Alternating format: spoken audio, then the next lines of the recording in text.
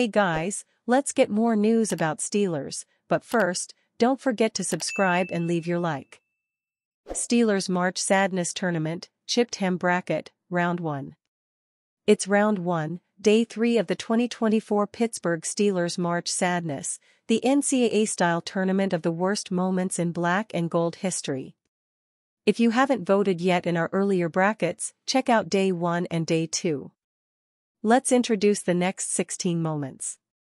The Steelers had 5 minutes left in the game and needed a touchdown to win. Neil O'Donnell drove Pittsburgh across the field, ultimately giving the Steelers a first and goal from the 9-yard line. It would all come down to a fourth and goal from the 3. O'Donnell was looking for Barry Foster in the shallow of the end zone, but linebacker Dennis Gibson broke up the pass. Home field advantage in the playoffs was on the line. It seemed like it would become reality when Juju Smith-Schuster busted a 69-yard catch and run with 52 seconds left in the game. Then, Ben Roethlisberger found tight end Jesse James wide open in the end zone for the game-winning score, but after thousands of replays, the refs decided that he didn't complete the catch. 2 plays later, Roethlisberger was picked off to seal the defeat. Joe Nedney lined up in overtime for the game-winning 31-yard field goal. The kick was good, but Pittsburgh had actually called a timeout. Nedney tried again, and this time he missed. However, Dwayne Washington was flagged for running into the kicker. Third time was a charm for Nedney and the Titans. Despite all the craziness that occurred earlier in this game, Ben Roethlisberger was engineering another fourth-quarter comeback with 1:25 left in the game. Trailing 31-28, Pittsburgh faced a 1st and 10 on the Saints' 42. Roethlisberger completed the pass to Juju Smith-Schuster, who fumbled the ball and the Steelers shot at the playoffs. San Diego had the ball back with 4 minutes left, trailing 28-24. They drove down to Pittsburgh's 12-yard line. On 3rd and 7, the Chargers faked a sweep, the Steelers bit, and Dan Fouts threw a screen to Kellen Winslow for the game-winning comeback.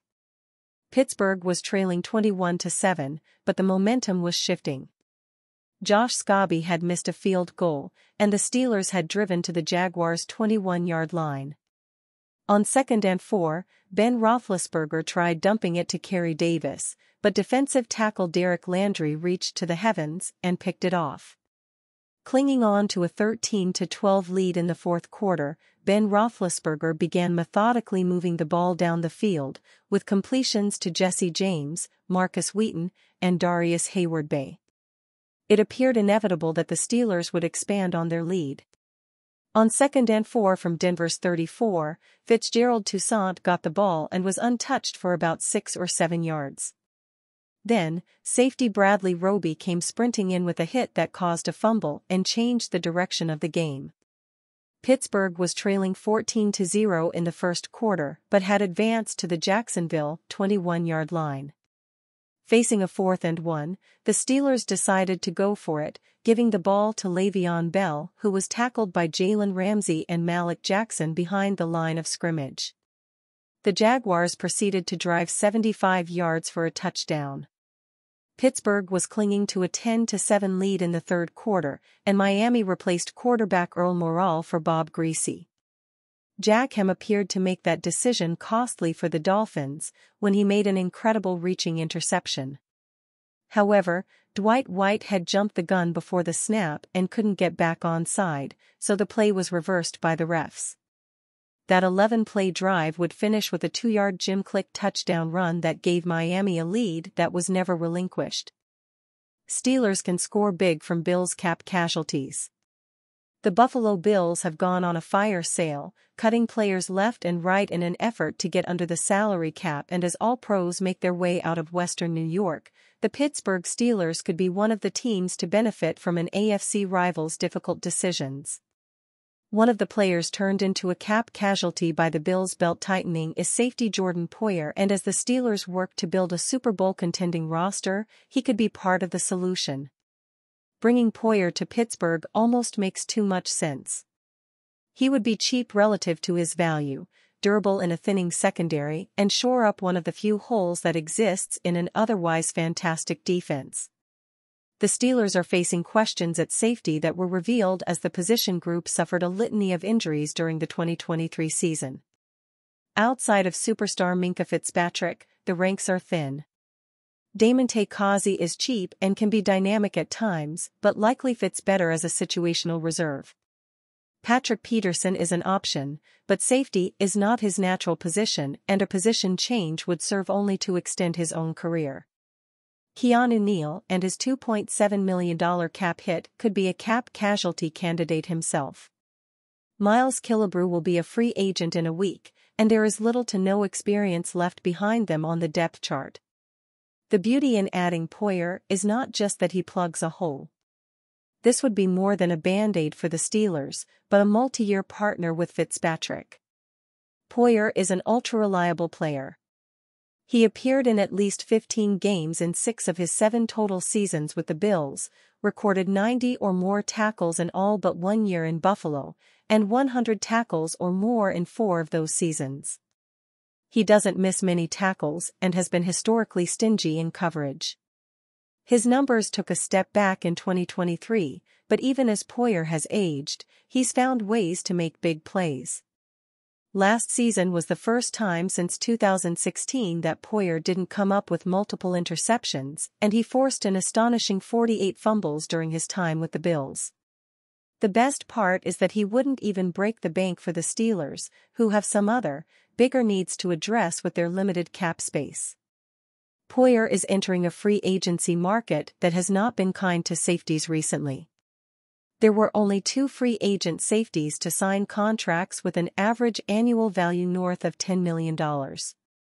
Only 7 signed for $7 million or more per year, and as Poyer moves onto his age 32 season, the odds he'd get more than a 2-year deal with any NFL franchise.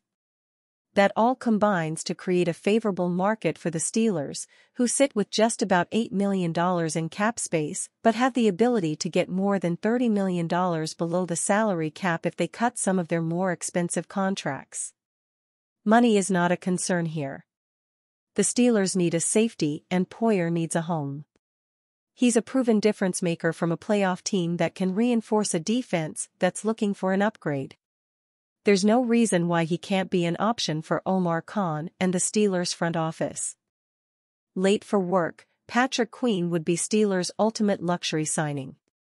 With Justin Madubuike receiving the franchise tag, inside linebacker Patrick Queen is now the Ravens' top pending free agent.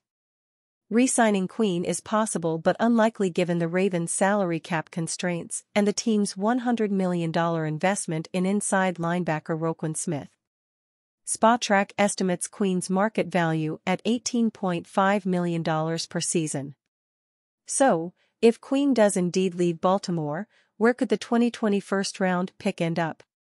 A player as talented as Queen should have no shortage of suitors. Several teams are being linked to the Pro Bowler, one of which is the arch-rival Pittsburgh Steelers. The Athletic's Mark Kaboly said Queen would be the Steelers' ultimate luxury signing. While it might seem far-fetched, never say never with Steelers general manager Omar Khan, Kaboly wrote. The Steelers have struggled to find a reliable inside linebacker since Ryan Shazier's injury in 2017, and Queen would be a perfect fit.